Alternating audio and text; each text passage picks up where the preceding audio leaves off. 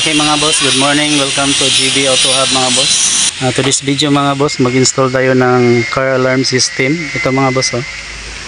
Flip key na ito siya mga boss. Ayan. So basic tutorial lang po tayo mga boss kung paano tayo mag-install ng alarm sa Toyota Vios. Mayroon na siyang central lock mga boss ito. So kabitan lang natin ng remote mga boss. So una natin gagawin mga boss, tanggalin natin dito yung cover niya sa steering. Meron siyang dalawang screw dito mga boss, isa at saka doon sa likod meron din, at saka dito mga boss tanggalin natin. So mayroong dalawang screw at saka dito may isang screw din. So baklasin natin mga boss, tanggalin natin yung socket mga boss. Yan, yan para mayroon tayong access sa wiring mga boss. Saka ito mga boss tanggalin din natin, saka ito. Okay mga boss, na-fix na natin yung module ng car alarm mga boss. So unang gagawin natin mga boss, itong itim mga boss at saka yellow and then yellow black mga boss. So ilagay natin yan sa ground mga boss. So doon lang natin ikabit mga boss oh. Doon natin ilagay yung bolt. Next natin i-connect mga boss yung red mga boss ito, at saka yung white yung sa ignition on. Yung red mga boss doon natin ikabit sa green, tapos yung white mga boss yung ignition on doon natin ikabit sa red. So ito na wire mga boss, ito na harness papunta to sa ignition key mga boss dito mga boss oh. So sundan mo lang yung yung harness, yung mga malaking wire. So yun na yun ang sa ignition mga boss at saka supply ng ating car alarm mga boss. Ayan mga boss, nakabit na natin yung red at saka white mga boss. So ibalik lang natin yung mga boss, yung rubber dito, yung pang ng wire mga boss. Ayan, para secured yung wiring mga boss. So ayan, na-connect na natin.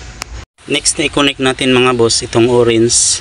So itong orange mga boss doon natin i-connect sa brake switch. So dulukutin mo lang dito mga boss oh. Ayan, so medyo hindi siya makita mga boss doon. So kung makita mo yun yung brake switch, itong orange mga boss doon mo i-connect sa green. Sa green doon ng mga boss ng brake switch. So doon mo ikabit tong orange. Okay, so pasensya na hindi masyadong makita mga boss kasi dudukutin mo yun yung brake switch. So green yung kulay ng brake switch mga boss. So doon mo ikabit ang orange. Next natin ikabit mga boss itong dalawang brown mga boss, yung dalawang brown ng car alarm. So ito yung parking lights mga boss. So dito natin ikabit sa black mga boss oh. So kung makikita mo na socket ito, so galing yan dito mga boss oh. Yan, dito yan galing. So tanggalin mo lang yung socket, saka hanapin mo yung black. So doon mo ikabit yung dalawang brown. Yan, so i-couple mo lang yung dalawang brown, saka i-tap mo dito sa black. Natin ikabit mga boss itong kulay blue. Ito yung door switch mga boss. So dito na lang natin ipadaan mga boss, papunta dito sa itaas mga boss. So kung makita mo yung wire dito mga boss, yung kulay green, yun yung door switch mga boss. Ayun mga boss, nakabit na natin yung door switch mga boss.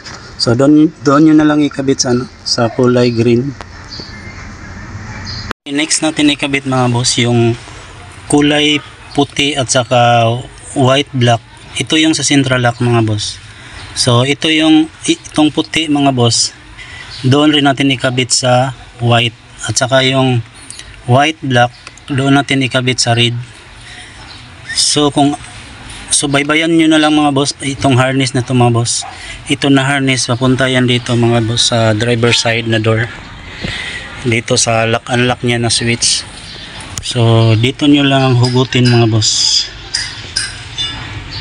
Okay mga boss, nakabit na natin ang lahat na wiring mga boss. So dito goods na to mga boss.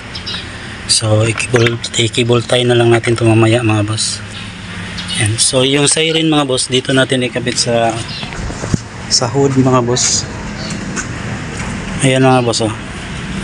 So dito natin nilagay, tapos doon natin pinasok yung wire mga boss, yung pink. Ayan, so try natin mga boss. Try natin close. Lock.